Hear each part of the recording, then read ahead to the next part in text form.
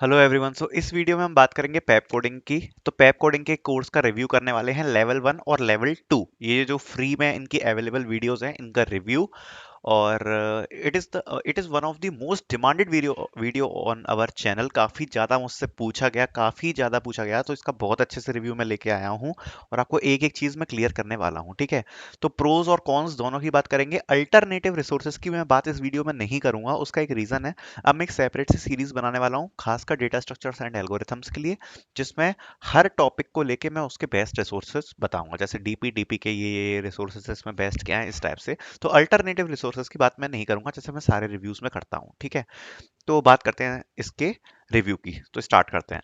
तो सबसे पहले दो दो इसमें प्लेलिस्ट हैं, एक है लेवल 1 और एक है लेवल 2। ठीक है, तो लेवल 1 जो है आप इसको समझ सकते हो बेसिक इजी मीडियम क्वेश्चन, और ये मीडियम हार्ड क्वेश्चन है लेवल 2 में। इनने दो टाइप की ये ऐसी प्लेलिस्ट निकाली है। ठीक है, लेवल 1 पूरा सुमित सर ने कवर कराया है, लेवल 2 में लगभग आधा सुमित सर ने कवर करवाया है। मैं दिखाता हूँ। तो सबसे पहला डिसएडवांटेज तो यही हो गया कि हम सब सुमित सर से ही पढ़ना चाहते हैं और उनके पढ़ाने का स्टाइल बिल्कुल अलग है। तो आप देख सकते हो 152 वीडियोस सुमित सर ने पढ़ाई हैं और 153 से सुमित सर की वीडियोस नहीं है, और जितनी भी अभी नई वीडियोस आ रही हैं उसमें सुमित सर की वीडियोस नहीं है। ठीक है, और आई नो ये लोग भी काफी अच्छा पढ़ा रहे हैं, लेकिन सुमित सर की बात अलग है। तो फर्स्ट डिसएडवांटेज की मैं बात करूं तो वो तो आपका यही हो गया कि सुमित सर ने लेवल 2 में इतना पढ़ा रखा है। लेकिन भाई इसमें भी तुम सोचो कि इसमें 575 वीडियो हैं लेवल 1 में, और लेवल 2 में भी, तो मतलब आप समझो कि 700 वीडियोस तो हो ही गए जो सुमित सर ने पढ़ाए हैं। तो ये चीज तो है। अब मैं लेवल 1 की बात करता हूँ। तो लेवल 1 स्टार्ट हुआ पहले जावा से। ठीक है, बिल्कुल फाउंडेशन जावा से इन्होंने स्टार्ट करके पढ़ाया है। तो ये पूरी जावा की बात हो गई। जावा में तो कुछ ज्यादा खास कह ही नहीं सकता, क्योंकि जो जावा पढ़ाई है बहुत अच्छी पढ़ाई है, बहुत इन डेप्थ पढ़ाई है। और बात मैं मेन डेटा स्ट्रक्चर्स की करूंगा, तो जो जावा है काफी सही है। ठीक है, तो अब बीच में यहाँ से कुछ क्वेश्चंस आ जाते हैं आपके डेटा स्ट्रक्चर से रिलेटेड और जो कंपनी से रिलेटेड हैं। मैं एक भी कमी नहीं निकाल सकता सुमित सर के पढ़ाने में। Obviously a very great explanation, बहुत अच्छा एक्सप्लेनेशन है हर क्वेश्चन में। लेकिन यहाँ पर दो डिसएडवांटेजेस हैं जो कॉन्स मुझे लगते हैं पेप कोडिंग में। वो क्या है? Explanation is up to the mark. हर चीज को काफी इन डेप्थ में एक्सप्लेन किया, आपकी पूरी थॉट प्रोसेस मेंटेन हो जाएगी। लेकिन मुझे क्या चीज अच्छी नहीं लगती वो मैं आपको बताता हूँ। पहली चीज कि देखो, आप एक इंटरव्यू पर्पस के लिए रेडी नहीं हो पाओगे। कैसे नहीं हो पाओगे रेडी, वो मैं आपको बताता हूँ। ऐसे देखो, सपोज आप किसी इंटरव्यू में गए, तो सबसे पहले वो क्या पूछेगा आपसे? सबसे पहले वो आपका कहेगा कि पहले बेस अप्रोच बताओ, आपकी बेस अप्रोच क्या है, आप मतलब कैसे सॉल्यूशन बताते हो। उसके बाद आप बताते हो बेटर अप्रोच। ठीक है, फिर उसके बाद आप बताते हो ऑप्टिमल। लेकिन आप स्टार्ट कहाँ से करते हो? आप करते हो स्टार्ट ब्रूट फोर्स से। ठीक है, अब पैप कोडिंग में क्या है, एक चीज को लेके अप्रोच आपको समझाई जाएगी, लेकिन कहाँ कौन सी सीधे अप्रोच आपको बताई जाती है, वो होती है ऑप्टिमल। ठीक है, ऑप्टिमल या बेटर जो भी अप्रोच हुई। ठीक है, ये उस तरीके से नहीं समझाया जाता कि सबसे पहले ब्रूट फोर्स क्या है। ठीक है, ब्रूट फोर्स क्या है फिर बेटर क्या है, तो ये वाला डिसएडवांटेज आ जाता है। सीधे ऑप्टिमल या सॉल्यूशन बताया जाता है, तो ये चीज मुझे सही नहीं लगती। दूसरी जो सबसे बड़ा डिसएडवांटेज मुझे लगा काफी बड़ा, वो ये है कि किसी भी क्वेश्चन में, जो भी लेवल 1 के क्वेश्चन है, उसमें किसी में भी टाइम कॉम्प्लेक्सिटी एक्सप्लेन नहीं है। ठीक है, किसी में भी टाइम कॉम्प्लेक्सिटी, सॉरी रंग चेंज कर देता हूँ मैं, इसका कुछ दिखेगा ही नहीं तो कैसे दिखेगा। Time complexity. ठीक है, टाइम कॉम्प्लेक्सिटी ये बहुत बड़ी चीज है यार, तो इसको मिस कैसे कर सकते हो आप? तो टाइम कॉम्प्लेक्सिटी किसी भी क्वेश्चन में नहीं बताइए। आपको कोई भी सॉल्यूशन होता है उसकी टाइम कॉम्प्लेक्सिटी एक्सप्लेन ही नहीं है, और एक ये चीज एक्सप्लेन नहीं है। ये दो चीजें मुझे डिसएडवांटेज लगती हैं। लेकिन एडवांटेज सबसे बड़ा क्या है? एडवांटेज ये है कि हर टॉपिक काफी स्ट्रक्चर वाइज एक्सप्लेन है। अगर जैसे मैं बात करूं पैप कोडिंग का, यहाँ पे जो रिकर्जन चालू हुआ था, जो इन्होंने रिकर्जन समझाया था, ठीक है, तो जो one of the best playlist थी मेरे टाइम पे जब ये अपलोड हुई थी। ठीक है, मतलब मेरा टाइम भी ज्यादा, मैं क्या ही बताऊं, ज्यादा टाइम में इतना मतलब कोई बड़ा तो हूं नहीं, लेकिन बहुत बेहतरीन प्लेलिस्ट थी रेक्स रिकर्जन और बैक ट्रैकिंग की। मैं सच में तारीफ करना चाहूंगा, बहुत ही बेहतरीन थी। या फिर ये ट्री की जो क्वेश्चंस थे, ये जो ट्री समझाया है, लिंक लिस्ट समझाया गया, बेहतरीन बेहतरीन एक्सप्लेनेशन है। कमी केवल ये दो ही है, एक तो इस टाइप से सॉल्यूशन नहीं है, और एक टाइम कॉम्प्लेक्सिटी एक्सप्लेन नहीं है। ठीक है, सबसे बड़ा एडवांटेज क्या है कि बहुत ज्यादा स्ट्रक्चर्ड है। वो मैं आपको दिखाता हूँ कैसे।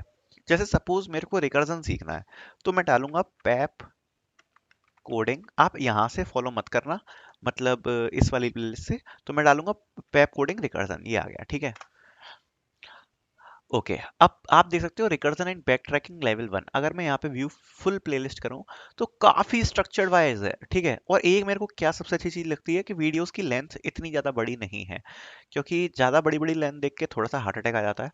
तो ये वाली चीज सही है कि एक क्वेश्चन है, हर एक वीडियो में एक क्वेश्चन एक्सप्लेन है, ये चीज काफी सही है। और बहुत सीक्वेंस वाइज स्टार्ट किया है, मतलब रिकर्जन का तो जो लेवल था ना, मैं आपको एक्सप्लेन नहीं कर सकता। मतलब इतने बिल्कुल बेसिक से स्टार्ट करके एक एक चीज जो समझाई है, बहुत बहुत उम्दा एक्सप्लेनेशन।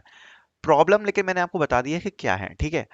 अब दूसरी मैं बात करूं कि अब ये तो पूरी बात हो गई। अब ये पूरी डेटा स्ट्रक्चर की बात है, ये पूरी हर प्लेलिस्ट से संबंधित है कि आपको एक्सप्लेनेशन हर जगह बेस्ट मिलेगा पूरी प्लेलिस्ट में, टाइम कॉम्प्लेक्सिटी नहीं मिलेगी और ये चीज नहीं मिलेगी, ठीक है। अब आपकी चॉइस है, आप पढ़ना चाहते हो कि नहीं पढ़ना चाहते।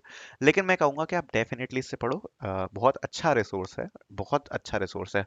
पेप coding is very very good, मतलब हर क्वेश्चन का एक्सप्लेनेशन बहुत अच्छा किया हुआ है। ऐसे लेवल 2 में आपको थोड़े से एडवांस लेवल के क्वेश्चन मिल जाएंगे, और आप देख सकते हो यहाँ पे भी काफी सीक्वेंस में क्वेश्चन कराए हुए हैं, ठीक है।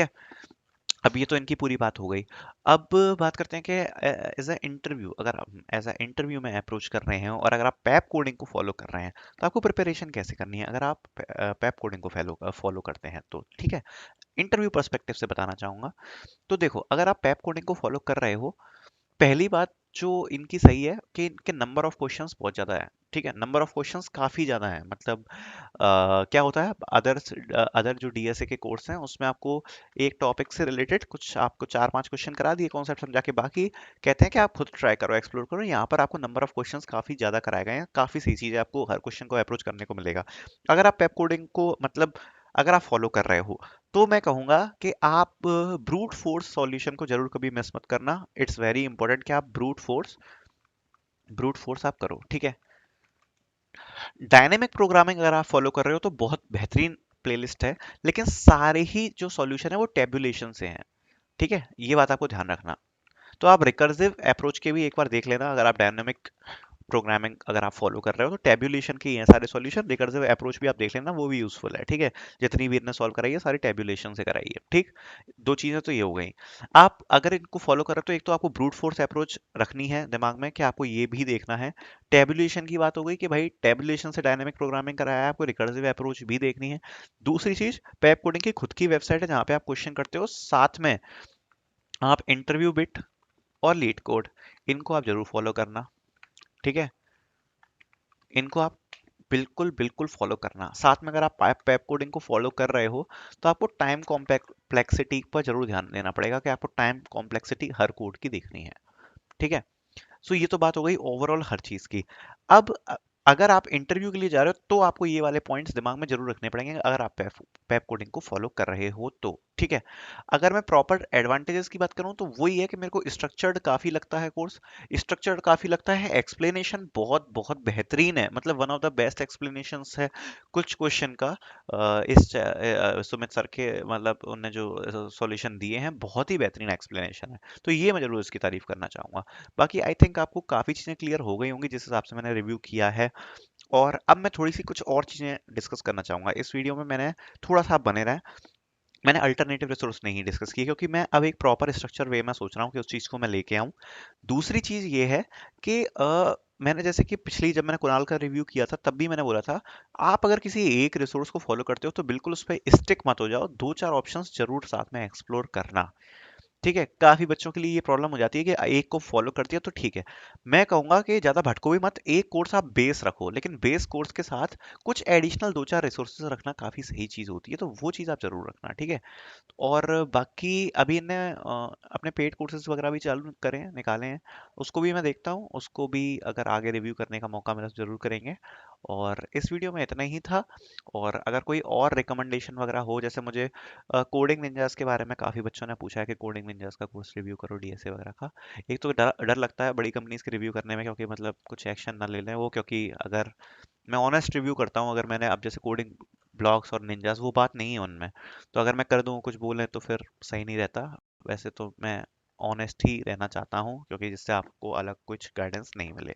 सो thank you, this is all about the PepCoding in this video, and hope you like this video, and please subscribe our channel अगर आपको इस टाइप की डीएसए की गाइडेंस, और मैं बहुत अच्छी वीडियोस लेके आऊँगा, आई एम श्योर। सो आप बिल्कुल देख सकते हैं। Thank you.